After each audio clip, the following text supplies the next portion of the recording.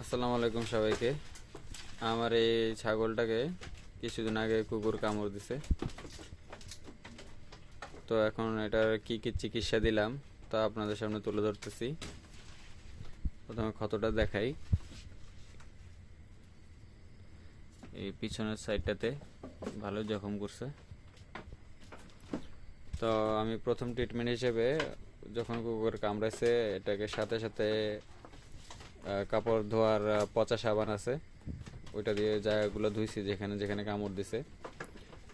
ধোয়ার এই আধা ঘন্টার ভিতরেই আমি র্যাবিস ইঞ্জেকশন দিছি যেন জলাতঙ্ক রোগটা না দেখা দেয়। মূলত ছাগলটি 3 মাসের উপরে গাভীন, যার কারণে ওকে ঘাস শুকানোর জন্য অ্যান্টিবায়োটিক প্রয়োগ করি নাই। যেহেতু পেটে বাচ্চা আছে, হয়তো বাচ্চা নষ্ট হয়ে যাওয়ার সম্ভাবনা থাকে, এই জন্য। তারপরে এটাকে একটা জাল জাল দিয়ে দিছি। এটা আপনারা যে কোনো ইয়াতে দোকানে দিলে পাবেন, যেখানে মাছের জাল বা অন্য জাল বিক্রি করে।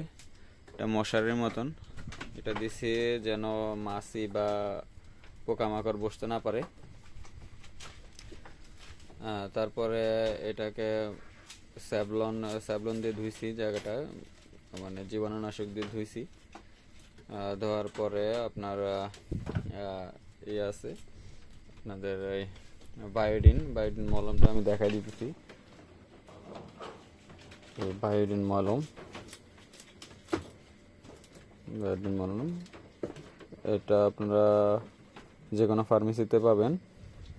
তারপরে এটা লাগাইছি আপনার আজকে 6-7 দিন ধরে লাগাচ্ছি।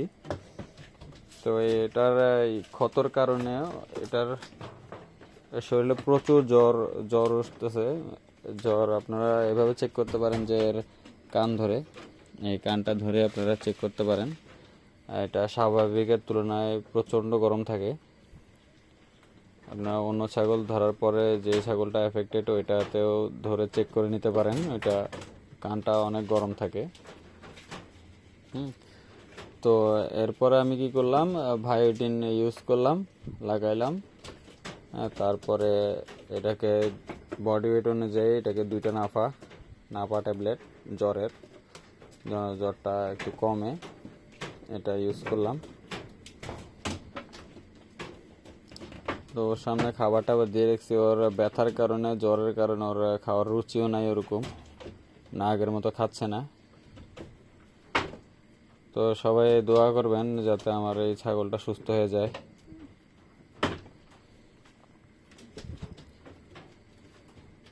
তো আপনারাও যদি কুকুর কামড়ে থাকে তাহলে প্রথমে বল সাবান দিয়ে জায়গাটা পরিষ্কার করবেন। করার পরে যত তাড়াতাড়ি সম্ভব ফার্মেসি থেকে বা সরকারি পশু হাসপাতাল থেকে আপনারা র্যাবিস ইঞ্জেকশনটা আনবেন। ওইটা আনার সাথে সাথে 2 ডোজ দিয়ে দিবেন। ঘাড়ের মাংসে, এই ঘাড়ের এই জায়গাটায়, এই মাংসটায় 2 ডোজ দিয়ে দিবেন, 2 ml।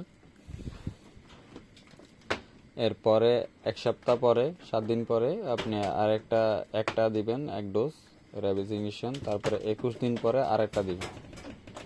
তাহলে আশা করি ওই আর জলাতঙ্ক আর হবে না ছাগলের। তো সবাই দোয়া করবেন আমার ছাগলটা যেন অতি তাড়াতাড়ি সুস্থ হয়ে যায়। আসসালামু আলাইকুম সবাইকে।